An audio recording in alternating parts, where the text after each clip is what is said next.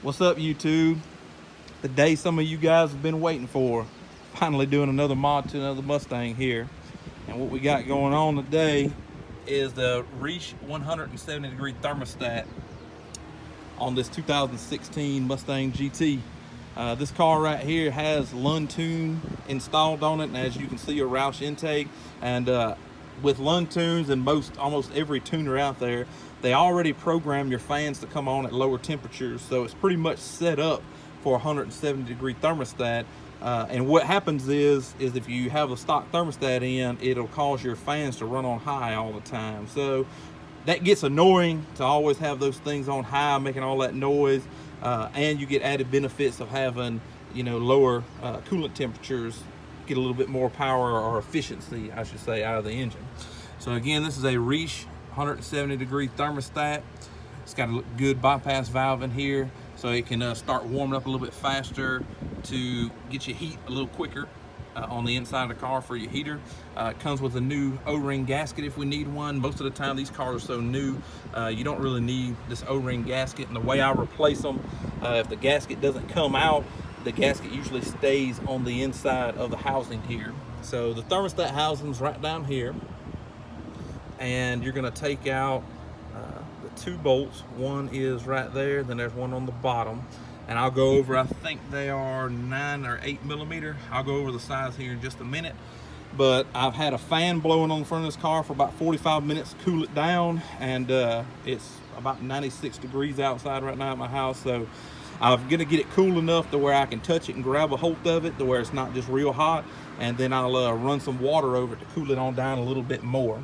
Now you want to leave your cap on for this, because the way that I do it, when I pull it, if you take your cap off, it's going to start dumping fluid out. So you want to lose as least amount of fluid as possible.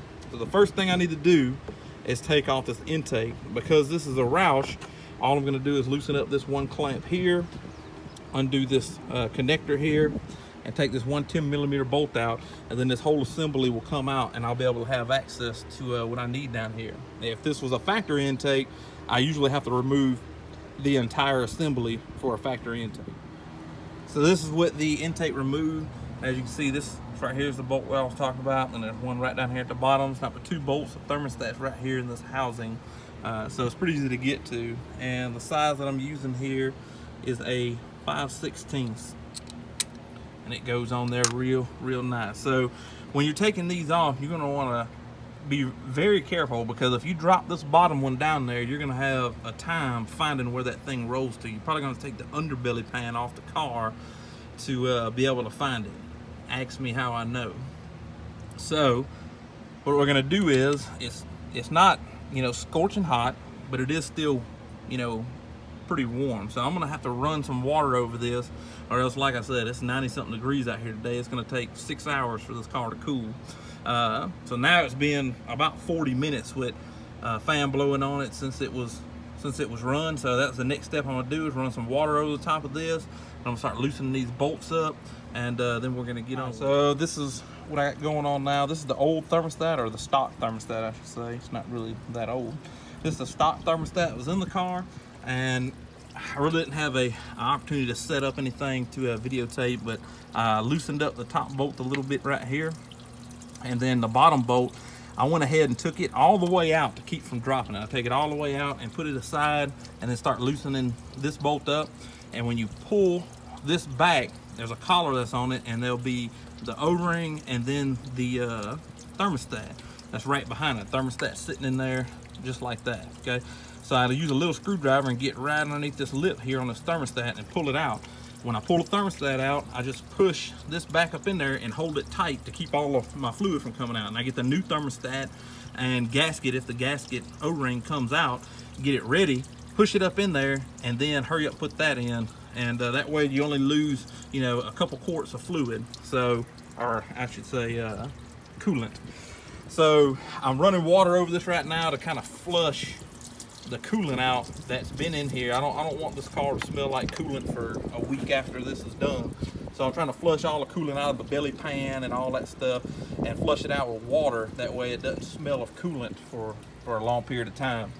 So I've taken the cap off, and this car does have a Moroso coolant reservoir, but if you got a factory one, same thing, take the cap off and you'll be able to see your level on the side of the factory one. And this Moroso has this little sight glass. What I'm gonna do is fill this all the way up and get them to crank the car up with the cover off, and I'll go ahead and video that once I get the air box in. And we're gonna let it run, and it's preferable to have the heat on. And I know it's real hot, so we'll roll down the windows and have the heat on low. It doesn't have to be on high, just being on is enough to see if it's gonna start blowing. And it should start blowing warm air. If not, no big deal. You just wanna make sure you keep this thing pretty full. Now, as far as your level, it's gonna be high on your level indicator, and you're gonna go drive the vehicle. And when you get back from driving the vehicle, pop it back up, check it, and see what your level is. So what I'm gonna do next is I'm gonna go ahead and fill up this reservoir with water, and we're gonna get the car running right after I put the intake back. All right, so that's about what level I filled it back up to.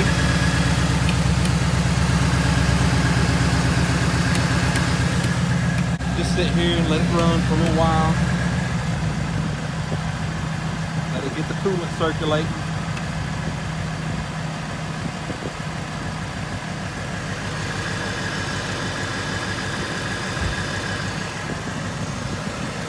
Alright, so once I've let it run for a little while, I'm going to check the coolant again and make sure it's up towards the max mark on the coolant level, and then we'll take it for a ride. And you want to be kind of aggressive with your drive on this first one, to where to force out any air that's in the system.